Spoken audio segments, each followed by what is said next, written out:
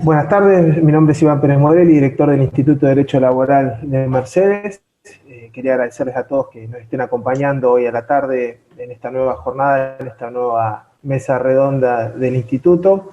Estamos hoy con el doctor Gustavo Velázquez Sáenz, que es abogado laboralista, diplomado en instituciones profundizadas en Derecho Individual del Trabajo y en Procedimiento Laboral de la Provincia de Buenos Aires y Capital Federal, que es la UNTREF.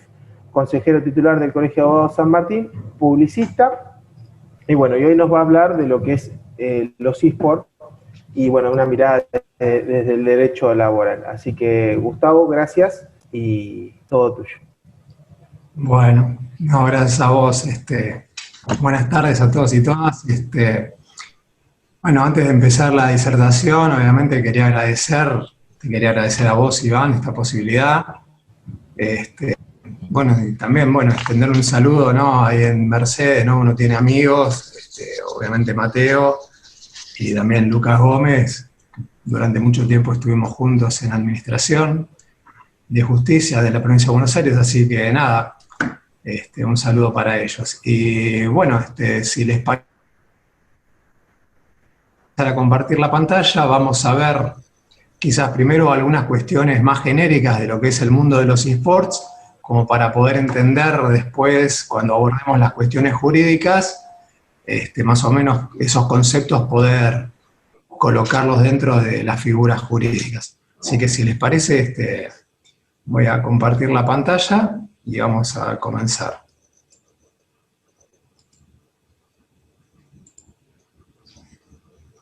Bueno, con respecto a los eSports, seguramente alguno de ustedes habrá quizás escuchado el año pasado cuando un adolescente argentino, Thiago Kinlap, en un torneo de Fortnite ganó $900.000 y se generó una bola de diferentes publicaciones en los medios con respecto a esto, y quizás este fue el puntapié donde mucha gente se interiorizó sobre la existencia de estos juegos, de estas disciplinas. Pero la realidad es que ya en nuestro país hace largo tiempo que venimos teniendo ligas profesionales de eSports, equipos y jugadores que son reconocidos en forma internacional. Sí, obviamente Joaquín es uno de ellos. A modo de disparadores, les propongo que compartamos algunas estadísticas con respecto a lo que son los eSports. Y entonces podemos ver acá, en cuanto a lo que es el crecimiento de la audiencia, en el año 2018 nosotros tuvimos alrededor de 400 millones de espectadores. Como pueden ver, año a año va creciendo y se proyecta para el 2023 alrededor de 650 millones de espectadores a nivel mundial, en todo lo que tiene que ver con las televisaciones, con las proyecciones de eSport a través de los medios electrónicos de Twitch, de YouTube, de las retransmisiones. Obviamente esta proyección es anterior a lo que fue la pandemia, ¿no? Del 2020, del COVID-19, con lo cual seguramente estos números deban ser revisados al alza. Con respecto a lo que son los ingresos globales, ¿sí?, del mundo de los eSports, pasamos en el 2018 de casi unos 800 a un proyectado para el 2023 de 1.600 millones. Con lo cual, en un lustro estamos hablando de un incremento del 100% en total en ese periodo. Para que tengan una idea, el mundo de los ingresos de los eSports total equivale a alrededor de dos veces y media lo que genera todo lo que es la producción de Hollywood, ¿sí? O sea, como para que lo comparen con una industria más tradicional. ¿Sí? Obviamente el fenómeno de los eSports no es algo que empezó ahora, pueden rastrearse a los años 70, 80, pero principalmente, seguramente más de uno de ustedes lo debe haber visto, en los años 90, cuando cobraron auge los cibers, donde se reunían grupos de amigos a jugar en red diferentes juegos. Ahí empezó un poquito lo que es específicamente la temática esta, pero claro, a partir del año 2000, cuando se empezó a difundir las conexiones de internet de banda ancha, la posibilidad de conectarse en forma remota, todo lo que fue los eSports adquirieron mayor importancia. Y entonces, bueno, la PlayStation Network, que es a través de consolas, se empezaron a desarrollar otro tipo de conexiones para PCs, ha surgido todo lo que es la conexión a través de los móviles, es muy importante, e incluso se está llevando al fenómeno de la nube, en donde uno, no importa el tipo de terminal que uno disponga, sino de que uno se conecta a esa nube, lo que se llama cloud gaming, y se juega en esa conexión remota. Pero ahora bien, quizás ya algunos se estén preguntando qué son los eSports. Y la verdad que para definirlos con algún tipo de precisión, podemos decir que los eSports son competiciones de videojuegos multijugador, por lo general, competitivas, estructuradas y sujetas a reglas específicas, particularmente entre jugadores profesionales.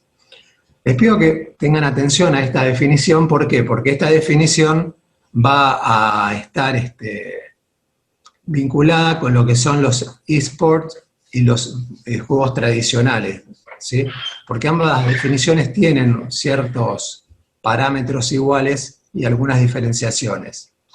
¿Sí? Obviamente que entre esas diferencias tenemos dos conceptos. Por un lado, en los juegos tradicionales no tenemos la cuestión del programa sobre el cual se desarrollan los eSports, ¿sí? Evidentemente, para poder competir en eSports uno tiene que contar con un programa de soft que es el videojuego en sí mismo. En algunos países ya se han asimilado los eSports a los deportes tradicionales. No es un dato menor que en los Juegos Olímpicos se haya ya intentado ingresar a los Juegos eSports como una disciplina más. Pero ahí vamos a encontrar un valladar que va a ser, por un lado, que no contamos en este momento con un organismo que sea a nivel internacional el referente de todas las disciplinas estas. Si bien se está llevando de organización local y regional a través de diferentes organismos, no existe un órgano que a nivel internacional pueda regular este tipo de actividades. Por el otro lado, no podemos perder de vista que algunos juegos o algunos videojuegos tienen algún sesgo de violencia, ¿sí? Y estos son justamente los que tienen mayor atractivo para las audiencias, en los cuales se desarrollan mayor cantidad de ligas y de torneos. Entonces, en ese sentido, ese tipo de juegos no podrían ser incluidos en el espíritu de lo que son los Juegos Olímpicos. Y entonces esto volvemos al tema de si se pueden asimilar los juegos tradicionales a los eSports. En ese sentido, en nuestro país no contamos con una definición precisa de lo que sería un deporte. Hay diferentes, a través del tiempo se han dado diferentes referencias de qué son los deportes. Pero podemos decir básicamente que los deportes están caracterizados por una actividad física e intelectual, sujeta a reglas, con una lógica competitiva y con una participación organizada o institucionalización. Entonces, como podemos ver, hay ciertos parámetros que son idénticos dentro de los eSports y los deportes tradicionales, pero una vez más, vuelvo a la diferencia en cuanto a que no existe un órgano que sea a nivel mundial la referencia en esta materia, y por el otro lado, que no podemos perder de vista el hecho de que al existir un videojuego vamos a estar necesariamente incluyendo cuestiones marcarias de propiedad intelectual, de propiedad industrial, que no existen en el ámbito de los juegos tradicionales. Con respecto a lo que es el ecosistema de los eSports, acá, bueno, vamos a plantearlo, esto está sintetizado, ¿sí? Pero para que tengan una idea más o menos de lo que estamos hablando, básicamente tenemos los publishers, que son los editores, los dueños de lo que son las digamos, los derechos sobre los programas de videojuegos sobre los cuales se van a realizar las competencias, las ligas, que son donde se desarrollan esos torneos. En muchos casos tenemos ligas que son propias de los publishers o del organizador, como puede ser la de League of Legends con su campeonato mundial, y en otros casos tenemos, por ejemplo, FIFA tiene una competencia internacional de eSports de fútbol, que es la eNations Cup. Por el otro lado tenemos los broadcasters, que son las plataformas sobre las cuales se difunden estas competencias. Es muy conocida y la más difundida hoy por hoy Twitch para eso, pero también YouTube y ESPN tienen sus propias plataformas específicas dentro de lo que son esos canales de comunicación. Difiere mucho de los patrocinadores en el deporte tradicional.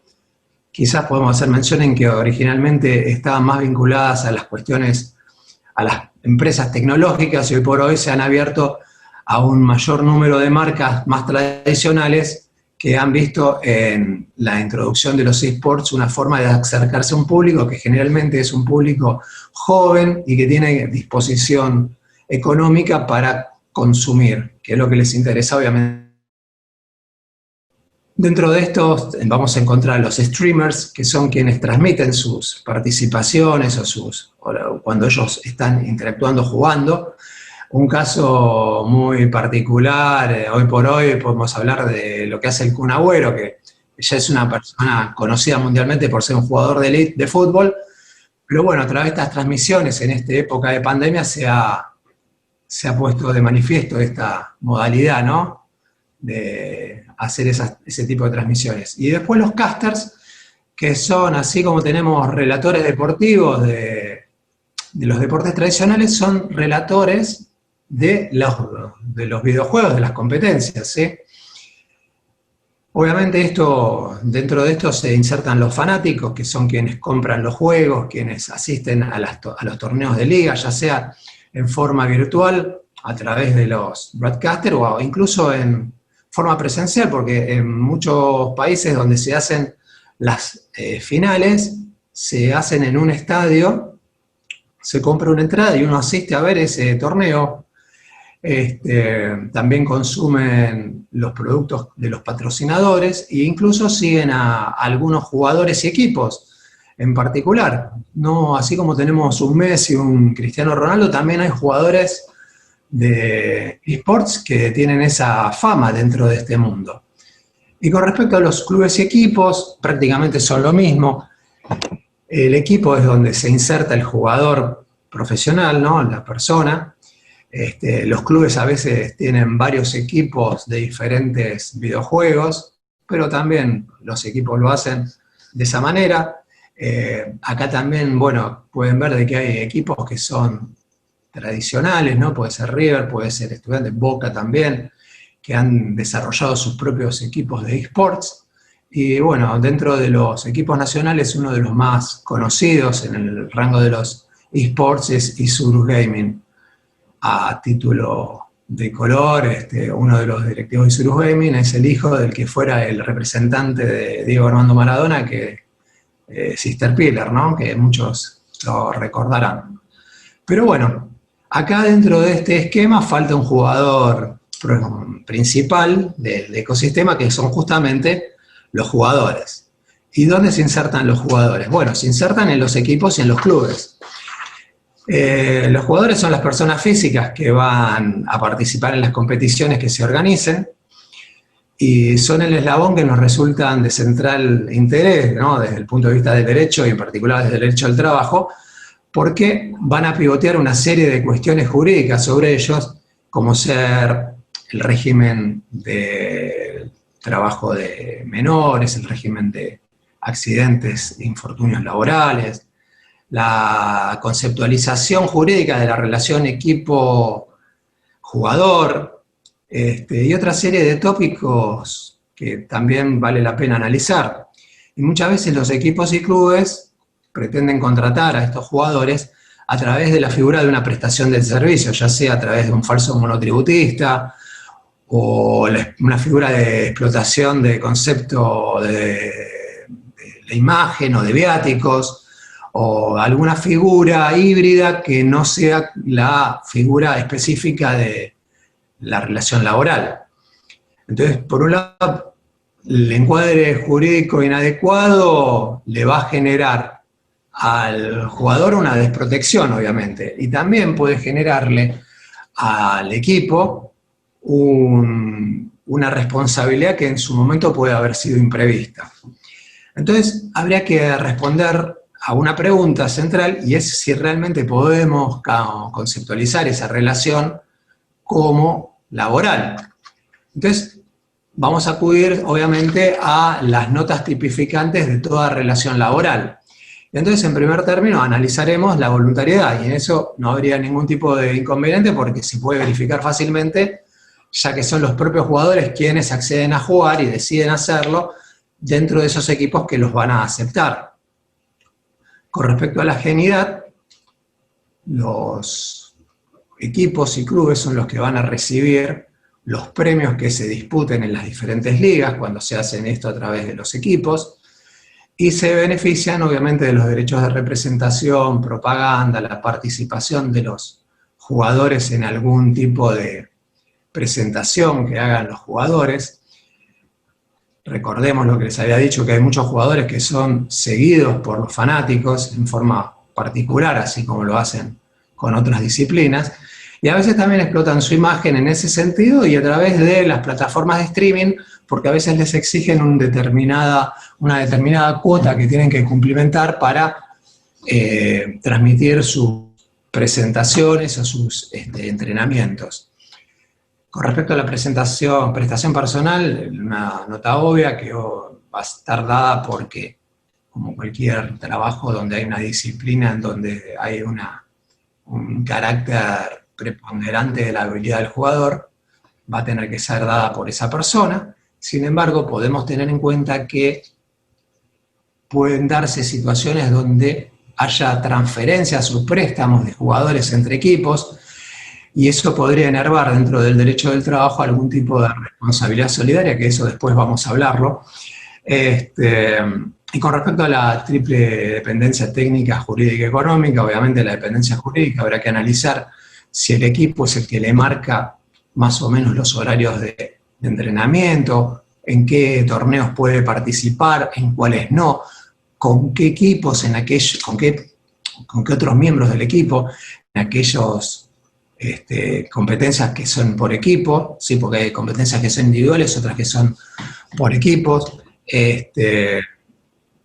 si existe alguna obligación de transmisión de una cuota de streaming, si existe algún tipo de posibilidad de que el equipo le ponga alguna multa por no cumplir algún tipo de obligación. Bueno, en definitiva, el poder de control y de sanción que tiene todo empleador con respecto a la cuestión de la dependencia técnica, obviamente va a estar mitigada porque es una cuestión específica, pero habría que analizar si el equipo le impone algún tipo de táctica para los juegos.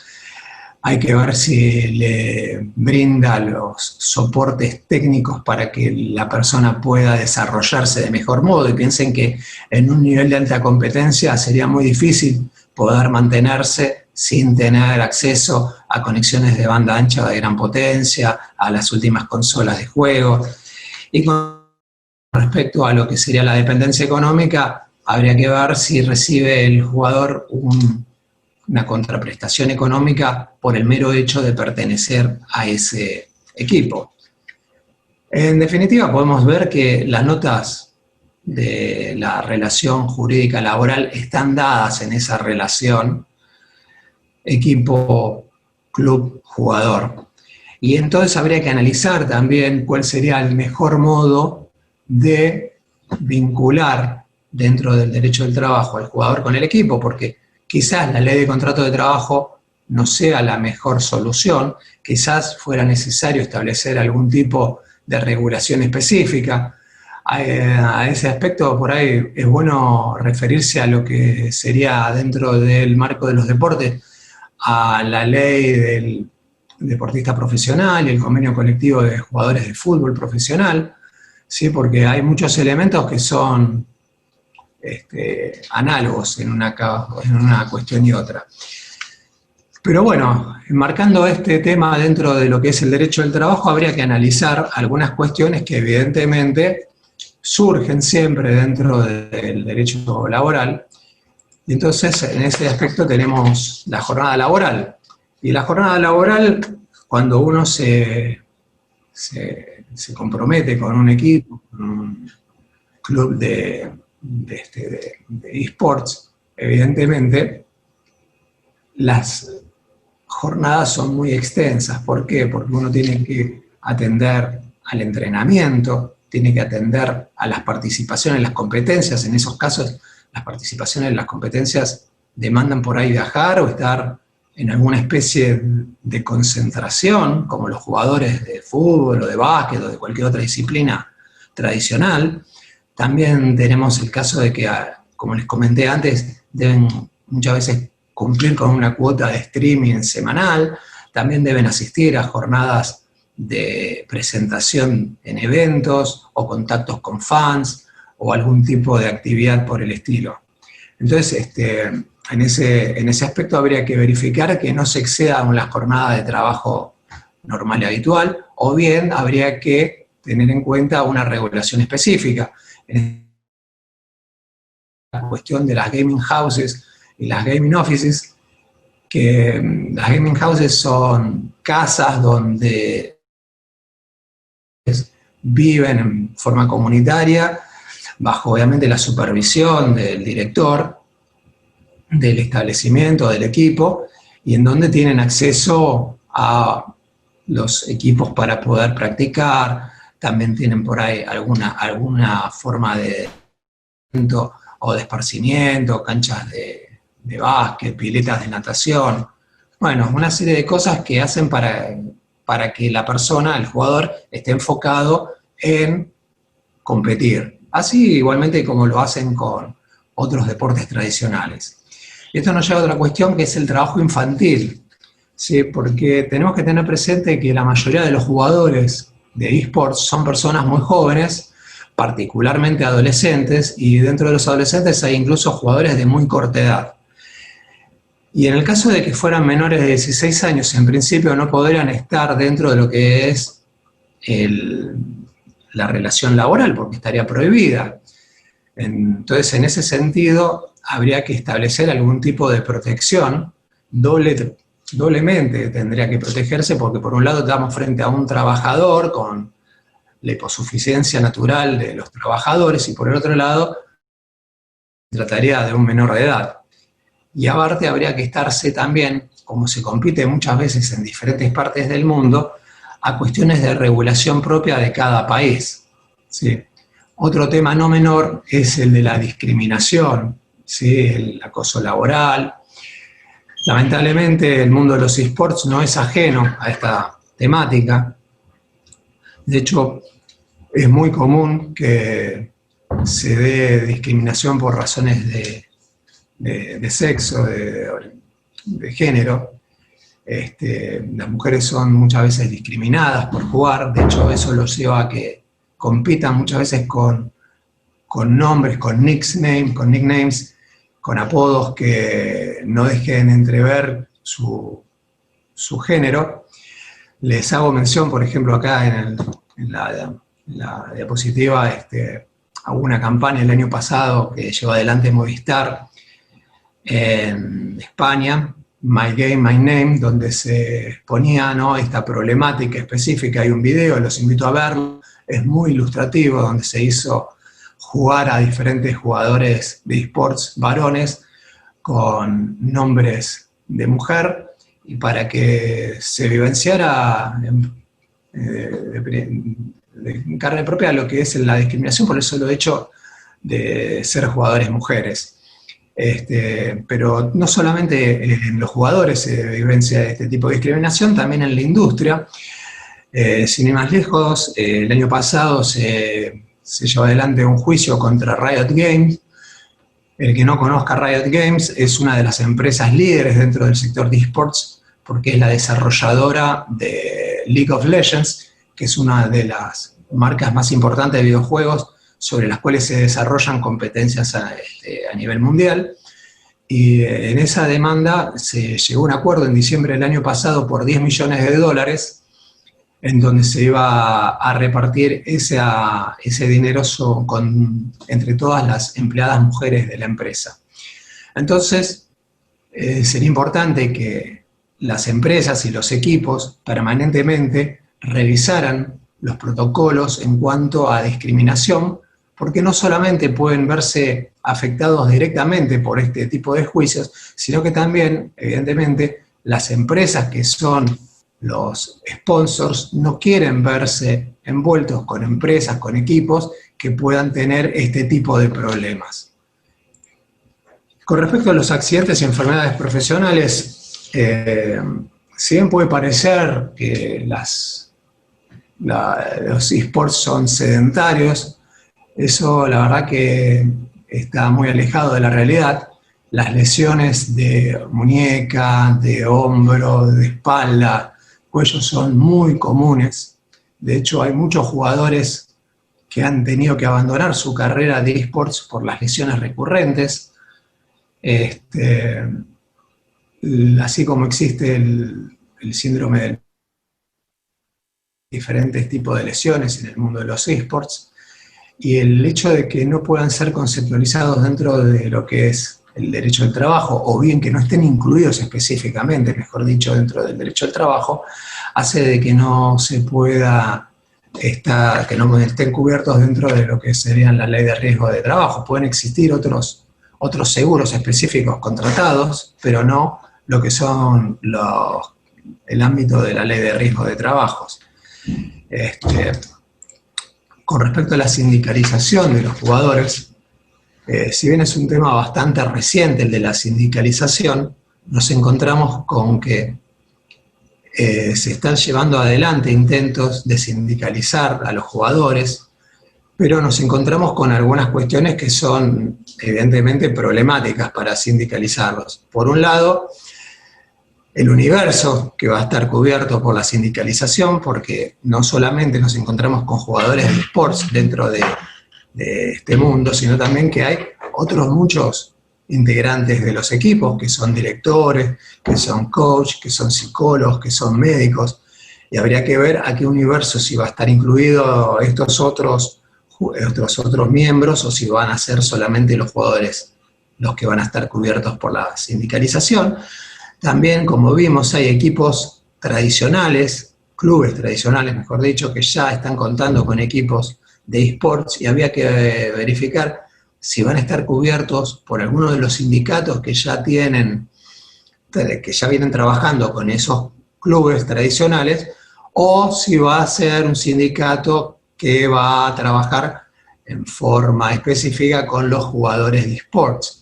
También otro elemento que conspira contra la sindicalización es el hecho que los esports tienen una velocidad de desarrollo que es mucho mayor que la de los deportes tradicionales.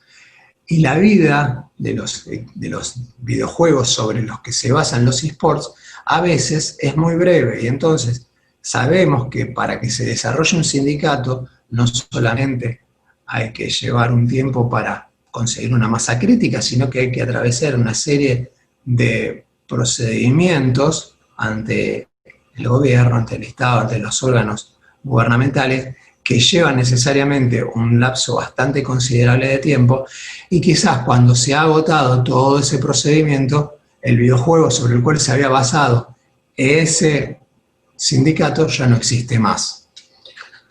Por último, hay algunas cuestiones que no son específicamente laborales, pero que son importantes, y me gustaría también brevemente hacer algún tipo de mención. Entonces nos encontramos, por un lado, con la cuestión del consumo de sustancias prohibidas, así como en los deportes tradicionales nos encontramos con jugadores que recurren a este tipo de drogas para mejorar su rendimiento deportivo. En el ámbito de los esports también sucede eso, y eso no tendría que producir ningún tipo de extrañeza, porque nos encontramos ante una actividad donde en fracciones de segundos hay que desarrollar estrategias, coordinar tácticas con otros miembros de un mismo equipo, responder a situaciones imprevistas, y todo esto a lo largo de varias horas que uno está frente a una computadora y en un ámbito, evidentemente, de la propia atención que genera la competencia deportiva.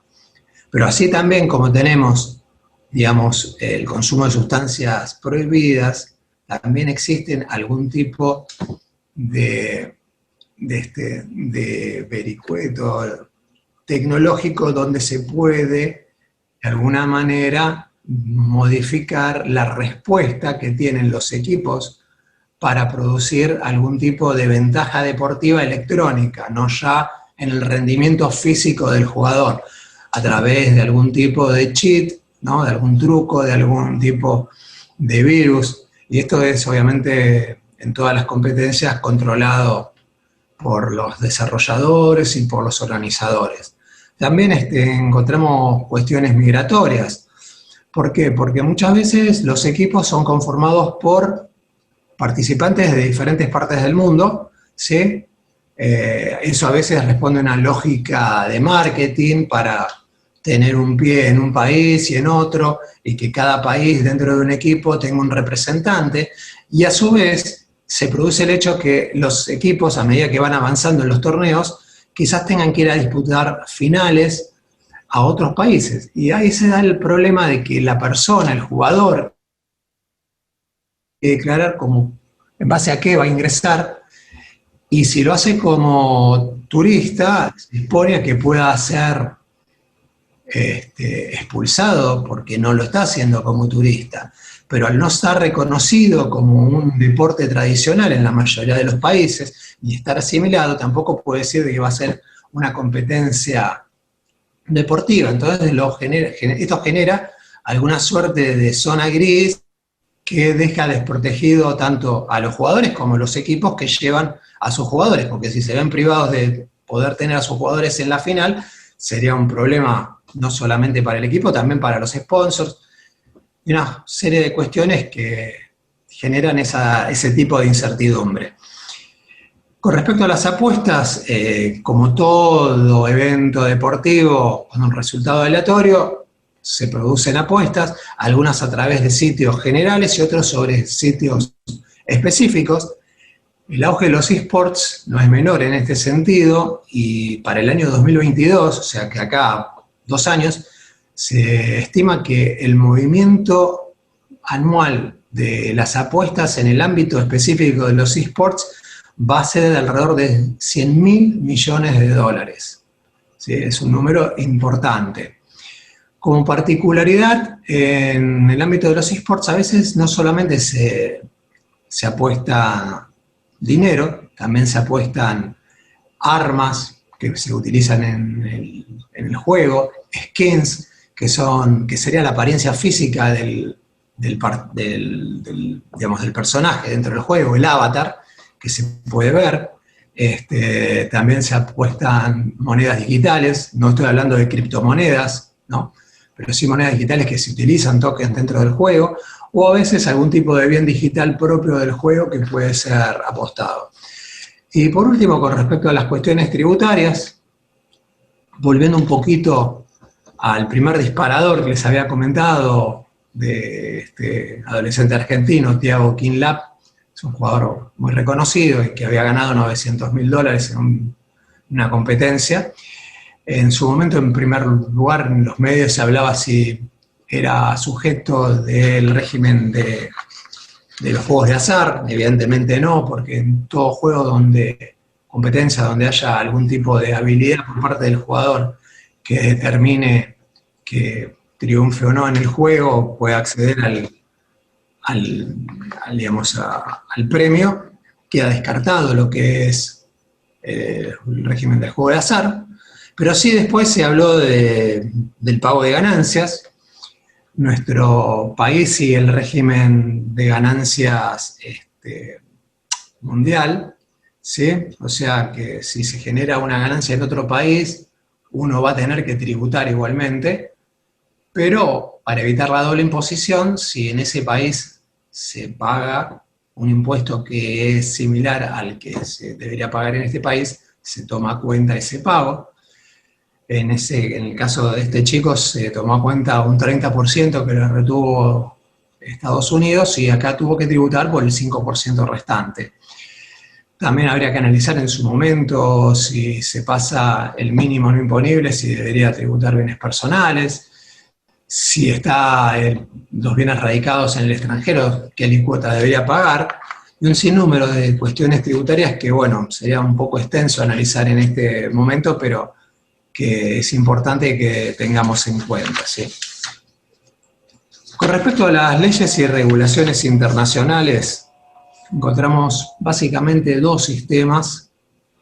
Uno en donde se deja liberado a cada desarrollador y a cada organizador de las competencias sus propias regulaciones, y otros que establecen marcos específicos donde se insertan las competencias. Más allá de esas cuestiones particulares, existen algunos países donde han desarrollado algún tipo de reglamentación genérica con respecto a los eSports, ¿sí? Uno de los países más adelantados, en donde tiene más importancia los eSports, es Corea del Sur. Hay una asociación coreana de deportes electrónicos, KESPA, que es muy, muy importante. Corea tiene una forma de interrelacionar lo que es el ámbito privado con el público, interrelacionándolos y tratando de que en forma conjunta hagan desarrollos. Es muy común en Corea la transmisión por los medios de televisión de las competencias, tienen mucha, mucha relevancia, y es interesante saber que desde el año 2014 la Universidad de Corea del Sur asimiló los deportes tradicionales a los eSports, y esto permitió que los jugadores, que por lo general son personas jóvenes, puedan acceder a becas y puedan flexibilizar los horarios, así como hacen los jugadores de deportes tradicionales. En Suecia también tienen mucha importancia los eSports. Hay un proyecto experimental donde se están dando en los colegios públicos asignaturas relativas a los eSports. Sí, tengan en cuenta que más allá de la faz jurídica que por ahí nosotros estamos analizando, hay una serie de cuestiones que van más allá a la cuestión del negocio en sí, de los eSports, a la cuestión del marketing. Sí, es todo un ecosistema bastante complejo y es interesante verlo en forma conjunta, todas esas cuestiones. ¿Sí? En los colegios y en las universidades de Suecia son muy comunes las competencias de eSports. En nuestro país también hay competencias de eSports a nivel universitarios. En la Federación Rusa también han reconocido los eSports y los han asimilado a los deportes tradicionales, y esto permitió, como les comentaba antes, la cuestión de cuando eSports poder hacerlo dentro de un marco de mayor seguridad jurídica. Y en Estados Unidos, por ejemplo, en la otra punta no existe ningún tipo de regulación, queda librado a lo que serían cada uno de los desarrolladores de eSports y los organizadores de las ligas, quienes establecen las reglas, y deben, los que quieran desarrollar algún tipo de actividad o de competencia, deben por lo general sentarse a negociar con los dueños de los derechos marcarios de los diferentes videojuegos para poder desarrollar. Y existen otras regulaciones internacionales, y al respecto a mí me parece muy interesante que, por una cuestión de que históricamente estuvimos ligados desde nuestro Código Civil Comercial de Vélez-Sarsfield y aún hoy, con lo que es el derecho francés, cómo se ha regulado en Francia, ¿sí? Y en el modelo francés nos encontramos con que no solo han definido los videojuegos, los han tenido en cuenta, en lo que en su momento fue la ley para la República Digital francesa, sí que hace una referencia al Código Fiscal francés, donde están específicamente definidos los videojuegos, sino que también tenemos una regulación específica en lo que hace a las competiciones de videojuegos y en lo que hace al jugador en sí de videojuegos, ¿sí? No las vamos a analizar específicamente, pero quiero detallar algunos puntos que me parecen interesantes resaltar. Y por un lado, en la definición del jugador de esports, en el derecho francés, la conceptualización es de una persona que por su participación en una competición obtenga una remuneración y se halle dentro de un ámbito de subordinación con una asociación o sociedad que haya sido autorizada por la autoridad de aplicación francesa. Esto último merece una explicación, y es que el Estado francés se reserva la potestad de a cada uno de los organizadores de competencias en Francia. Hay que pedir autorización, hay que hacer un plan de trabajo, hay que asegurar de que los jugadores van a recibir los premios que se están comprometidos. En el caso de que el premio tuviese un valor económico importante, hay que contratar seguros. O sea, se establecen una serie de requisitos de seguridad jurídica a las personas que van a participar, no solo los jugadores, sino también los terceros interesados, como pueden ser sponsors, como pueden ser diferentes empresas que son contratadas para llevar adelante la competencia. Y entonces es importante esa autorización que se les da desde el Estado francés a través del órgano específico. Prohíbe la participación de menores de 12 años en los casos que se ofrezcan recompensas monetarias. Para el caso de menores de 12 a 18, exige que se otorgue el consentimiento por escrito de padres, madres o tutores. El contrato tiene una duración determinada, no puede ser mayor a 5 ni inferior a 12 meses, salvo que por el hecho de la competición o por el objeto tenga un plazo menor. Y en este caso, por ejemplo, a eso me refería antes, con el tema de que puede ser un contrato para sustituir a otro jugador, puede haber préstamos entre equipos de diferentes jugadores para esos fines.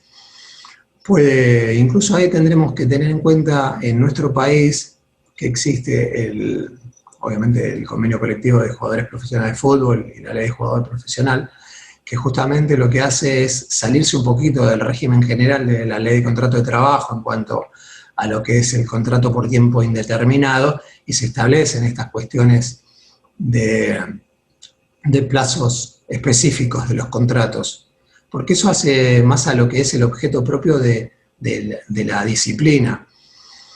El contrato de casi todo otro ingreso del jugador profesional, lo que se da acá también en nuestro país con respecto a los convenios colectivos de trabajo que les mencioné recién, se establece la nulidad de toda clase de ruptura por parte de una sola de las partes, y esto es en resguardo evidentemente de los jugadores, para que no puedan ser echados de los equipos sin ningún tipo de causa. A modo de conclusiones, si hablamos de lo que es el derecho del trabajo, evidentemente yo creo que pueden ser conceptualizados como relaciones laborales. Habrá que ver específicamente en su momento si se regulan en forma genérica, si se regulan en forma específica a través de un convenio colectivo, una ley específica. Creo que la ley de contrato de trabajo, si bien puede brindar un marco genérico en muchas cuestiones, no va a servir para poder darle un sustento válido a los jugadores por la mecánica propia del juego, una mecánica propia de la actividad.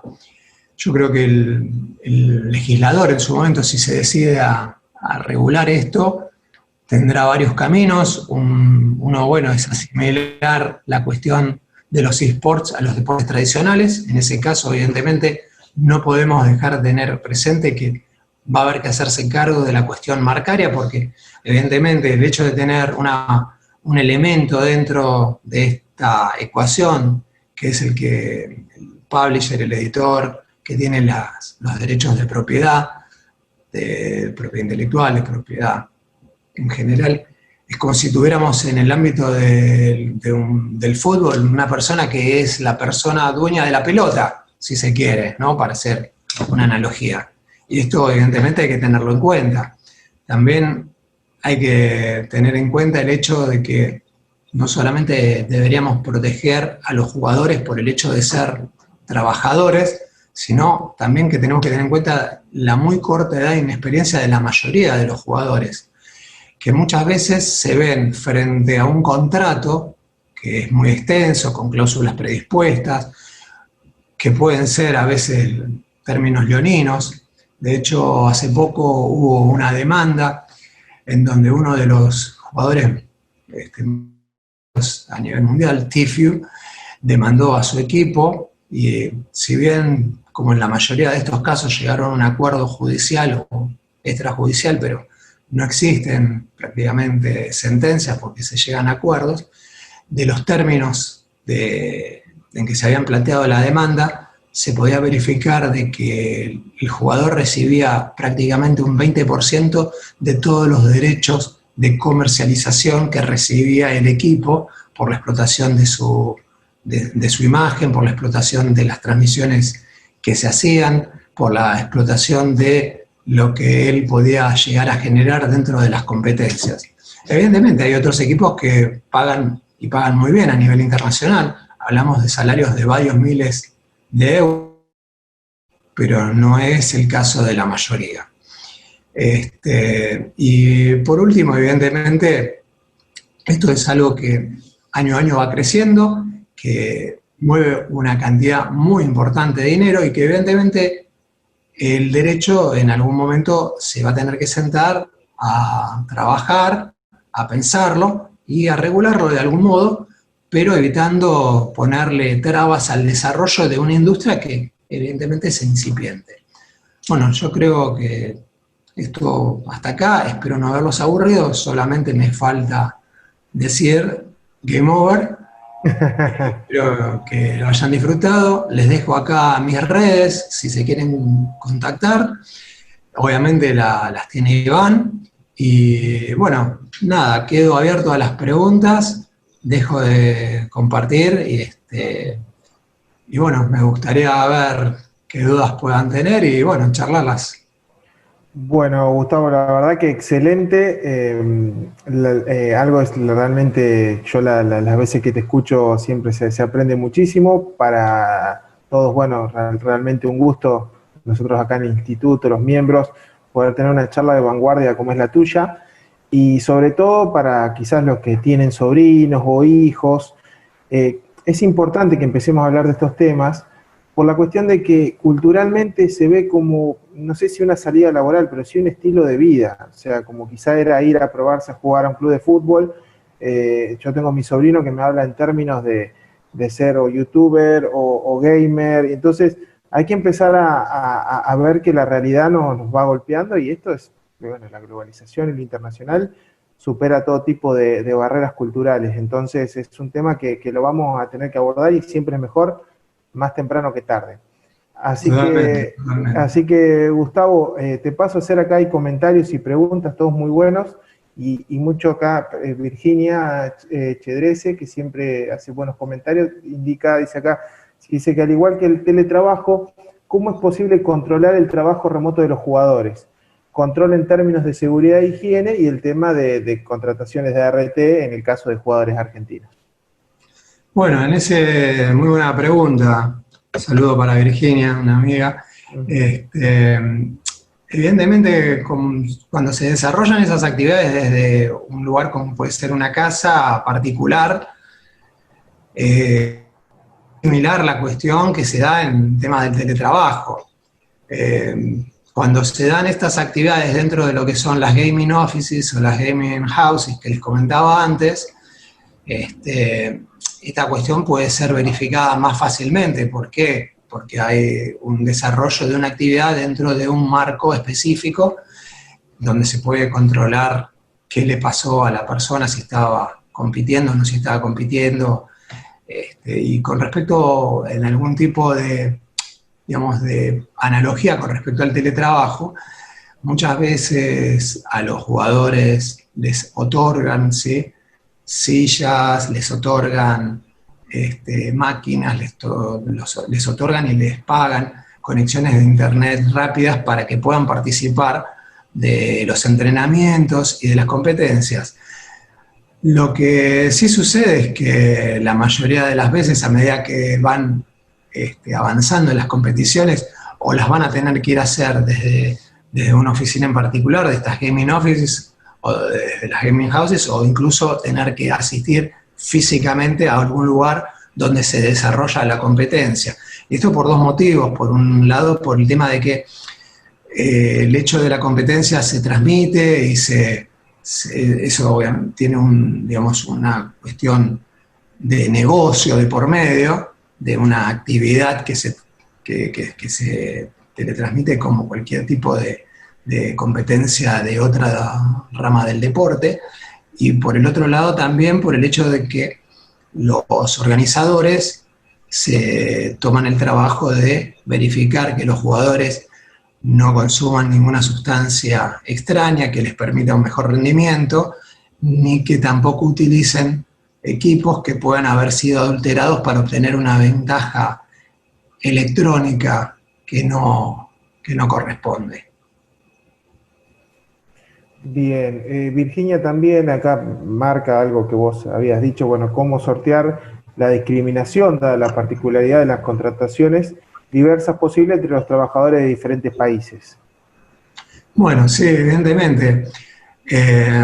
Yo creo que en ese sentido las empresas tienen, y los equipos en particular, tienen que estar muy pendientes de sus protocolos para proteger a los equipos, a los jugadores, y que no se den esas situaciones. Obviamente, como interactúan con personas de otros lugares, muchas veces se ven ante un hecho que no pueden controlar porque no pueden filtrar en tiempo real la posible discriminación que les puede hacer otra persona en otro lugar. Pero sí, dentro de su propia organización tienen que estar atentos, y si organizan una liga, un campeonato, lo que fuere, tienen que estar muy atentos a que no se sucedan esos hechos.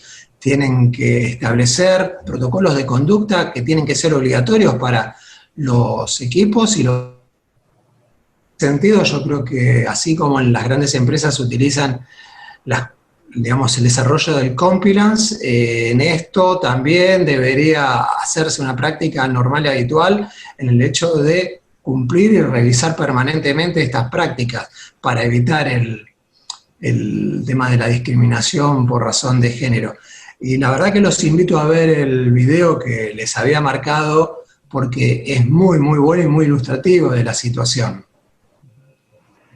Excelente. Ángel pregunta, que al no estar incluidos dentro de la ley de riesgo de trabajo, ¿qué tipo de seguro los cubriría? Bueno, un seguro, como cualquier seguro que uno contrata, uno puede generar un seguro específico para este tipo de situaciones. Lo que pasa es que, obviamente, desde la mirada de uno, de abogado laboralista y desde el derecho del trabajo, uno puede estar en desacuerdo con algunas cuestiones de la ley de riesgo de trabajo, de las extensiones de la responsabilidad, pero resulta evidente que hay una protección que tiene que estar dada para un trabajador, de la cual se tiene que hacer cargo la ley de riesgo de trabajo, y que muchas veces un seguro específico no puede cubrirla. Y aparte de eso también tenemos que tener previsto algunas cuestiones que son inherentes a la seguridad social, más allá de los riesgos de trabajo y de las enfermedades profesionales, que tampoco estarían cubiertas en el caso de este tipo de jugadores. Gustavo, acá, bueno, relacionado con el tema de la responsabilidad, acá Agustín Carlos Zupa, que es vicedirector del Instituto de Derecho Laboral, de nosotros de Mercedes, te pregunta, si considera la solidaridad en los términos de la Ley de Contrato de Trabajo, ¿podría considerarse a los servidores o plataformas en este sentido, así como responsables solidarios? Y a la plataforma en sí, yo lo veo difícil, pero habría que analizar si en la cuestión de quién es el que organiza la liga, quién es el que organiza la competencia si no puede llegar a ser responsable solidariamente de los incumplimientos a los que puede estar sujeto el jugador, o bien respecto a cuestiones de accidentes y enfermedades profesionales, o incluso responder por incumplimientos contractuales más allá de lo que es el marco de la relación de trabajo, ¿sí? En este aspecto es interesante, bueno, dentro de poco, tratando en el Colegio de Abogados de San Martín, el doctor Aníbal Cuadrado, que él estudia específicamente la relación de forma, y hay un parangón en esto, una analogía con respecto a seguir el dinero, ¿no? Ver en dónde se inserta el equipo, si ese equipo genera recursos para sí mismo o si solamente se trata de un intermediario, una persona que está puesta en el medio para que el organizador del torneo, por decirlo así, se lave las manos frente a las responsabilidades de ese jugador. Pueden ser equipos que están realizados y llevados adelante de buena fe. Yo creo que la mayoría de los casos hay, pero se da la posibilidad de generar esa figura para, así como tenemos el hombre de paja en el derecho del trabajo, generarlo una especie de hombre de paja electrónico en este caso. El hombre digital sería. Totalmente. Gustavo, ¿qué te iba a decir? Bueno, acá muchísimos comentarios positivos, todos te mandan muchos saludos. Yo, por mi lado, agradecerte, agradecer al área académica, a todos los que han participado. Nuevamente, gracias por el tiempo, gracias por esta charla de vanguardia. Justifiqué los motivos, pero considero que hay que seguir abordando todos estos temas, así que adelante y muchísimas gracias.